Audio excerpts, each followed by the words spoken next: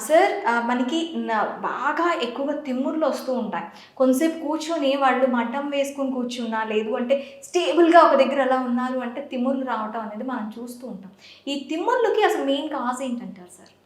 తిమ్మిర్లకి అంటే it's symptom to see. చాలా హ్మ్. 100 రీజన్స్ ఉన్నాయి.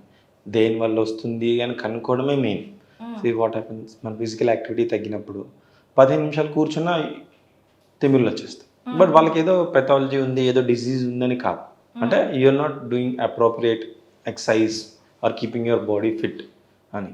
But most common reason is sugar, diabetes. Okay.